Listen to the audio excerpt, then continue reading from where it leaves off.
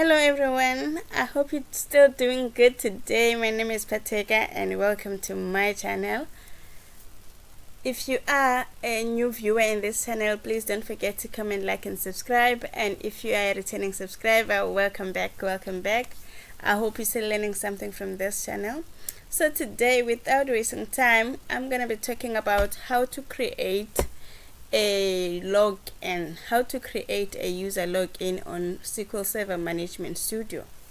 So I've got my SQL Server Management Studio open here, and then without wasting time, let's get started. So this is what you do.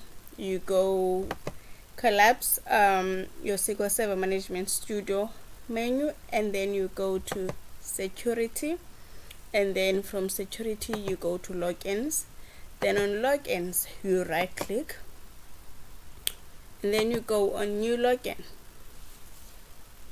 So you create a new login. Let's say if you've got another person who wants to use your database, or if you're at work and there's a new team member that you want to grant access to the database, and also if you want to give access but to limit to a certain database. So the first thing you do, you give your login a login name. So I'll call mine demo, and then there is authentication, SQL Server authentication, Windows authentication. So basically you need to decide how you want this person to log in. Do you want them to be authenticated via a Windows password, so if they log into their PC and they can automatically log into SQL Server Management Studio? Or if you would like to actually create a username and a password. In a case of a software development team, it is always advisable to create a SQL Server authentication, because it is very almost I don't want to say obvious, but there is high chances that you're going to share the login details with other developers. So it is very advisable to do so, and it is more secure because you can share the same login as well, instead of the Windows authentication, whereby it is limited to that one user. So you then put in password. So I'll put my password as test. Okay, then password, but please don't put these kinds of password. Put you need to think about security. You don't want to put easy to guess passwords. And then also there is these checkboxes. One, it says enforce password policy. So what is password policy? Password policy is whereby your password will actually be ruled by the policy of SQL Server Management Studio, such as policy of complexity, that it has to comply with the complexity requirements. It also had to comply with history requirements. Let's say if your password expires and then the password policy actually remembers about up to 10 of your passwords, so you can't repeat the same password after your password has expired. And also, when you enforcing password policy, there's also enforced password expiration.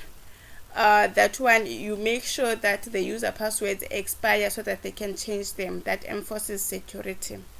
Another thing I forgot on password policy, you are also able to set the minimum age of password, such that you can change your password before this day. Let's say minimum age is 3 days of password. Yes.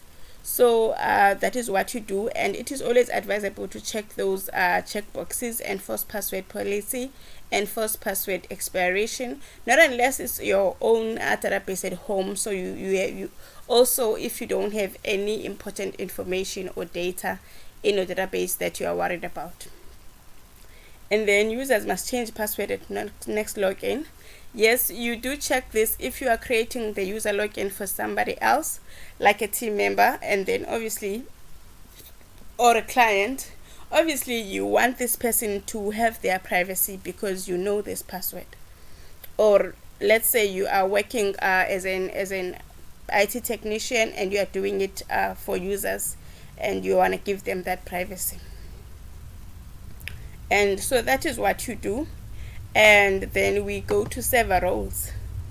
So in server roles, there are different server roles depending on what this person will be doing. If it is your database, I mean, you can give yourself everything from DB creator.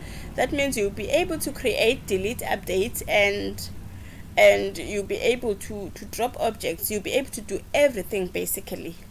And also you can give yourself bulk admin. That means you'll be able to run like bulks and bulks of codes on there. And also disk admin, you'll be able to do some disk management on your thing. And process admin, it means that you'll be able to stop any running processes and you'll be able to start any. That's what it means by process admin. And also server admin, that means you'll be able to do any server activities. And set up admin role, it is for someone who's responsible for creating and deleting LinkedIn servers. System administration, it means you'll be able to do anything and everything. So you don't want to do this at work. You don't want to grant access like this at work. You need to make sure that you adhere to the rules and policies. You need to make sure that you don't overexpose the database. You are giving just enough access.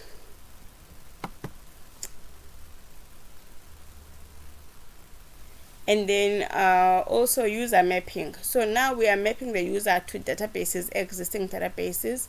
So you tick, so I've got AdventureWorks database, and then we've got the master, yes I want to have, and then model, MSDB, TermDB.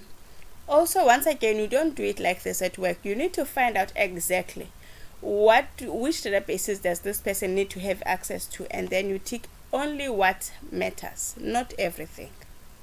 And then also when it comes to data role membership, you can set this per database. Say owner. If you say owner, that is a dangerous one because this person can also be able to delete the database. So you wanna really think about it when you are granting all of these rights and powers. Because in the case of a workplace, what if this person decides to drop the database the last day they leave work? So you need to be very careful with the amount of rights and what is it that you are allowed to give. Also, you can make a person just a data reader, and this is what is normally done in most software development companies on their production environments. You just have read writes, but you won't be able to write anything, and only the designated person will be able, the one who is doing deployments will have rights there to change anything. And also the DB data writer, it is also given to those people who are responsible for the deployments onto the production environment. Those are the things that are usually done. So this is very serious. So you need, in the case of a workplace environment, you need to make sure you understand there's a role thoroughly and you are granting exactly what you need to grant. And maybe to give you a clue, if you are new at work and you're still starting, what you do, check the PC next to you and ask the person who already has a login to show you their login, the one who is in the same level as you, and then you just copy that. And then securables, then status. So permission to connect to the database engine, grant, yes. Login enabled, so that is fine. And then you are done creating a SQL Server login. Thank you so much for listening to my video. If you have got a question, feel free to ask. See you on the next video. Thank you. So let's see, we have created, here is our new login demo. Thank you so much. Don't forget to comment, like, and subscribe.